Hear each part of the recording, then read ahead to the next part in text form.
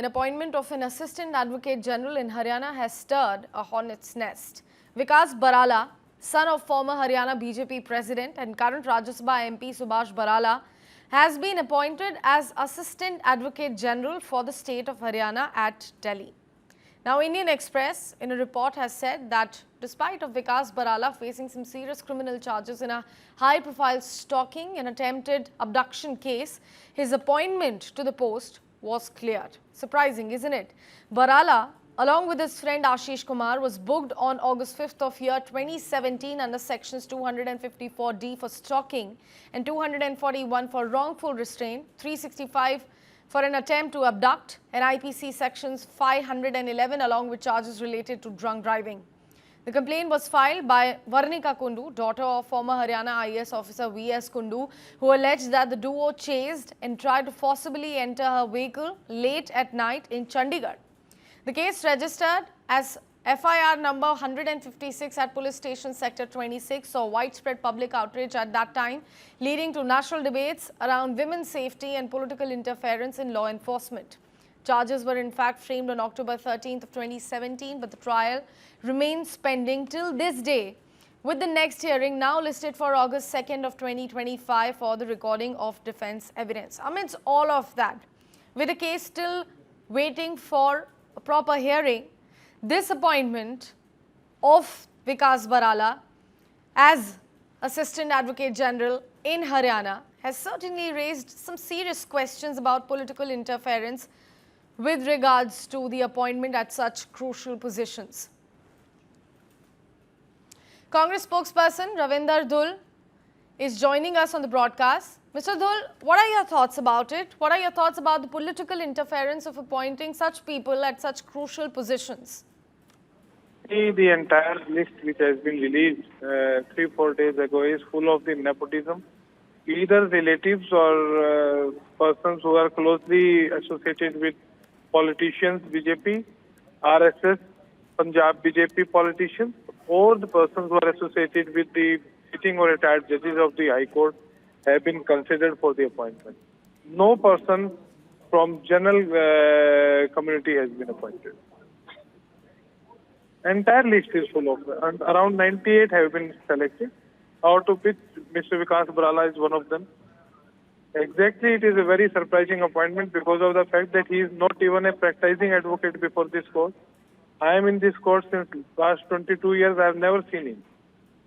That means that the entire selection criteria is nothing but a fake narrative created by the BJP. Nepotism in this particular case, Mr. Dhul, what is your opinion about the kind of precedence this decision is going to make as far as the state of Haryana or across the nation is concerned? See, exactly. What impropriety would demand? Because the assistant AGs are just in generally handed over the cases of criminal nature to defend the state of Haryana in criminal matters before the courts, various courts in the High Court. So a person who has been having a FIR in such a matter registered against him will be defending state of Haryana in criminal cases. It's very surprising. Absolutely. Mr. Dhul, it's not only about the appointment of such people at such positions, but it's also about women's safety as far as the state of Haryana is concerned.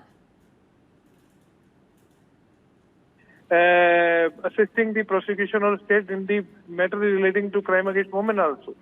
A person who is having a FIR registered against him will be defending, or their stance will be very, very surprising to see that. Absolutely. What will your party be doing, sir? Will you be raising this issue ahead? Will you be, asking the tough questions? At the appropriate level. Yeah. All right. Mr. Dhul, thank you so much for joining us for the conversation here at News9 and putting your perspective across. So that's a shocking case that has come to the fore as far as the state of Haryana is concerned. Now, this time around, it's about an appointment of an Assistant Advocate General in the state of Haryana. It has become a big issue, apparently, with some big questions coming in from all corners. Vikas Barala, this man, images of whom are being played on your screen.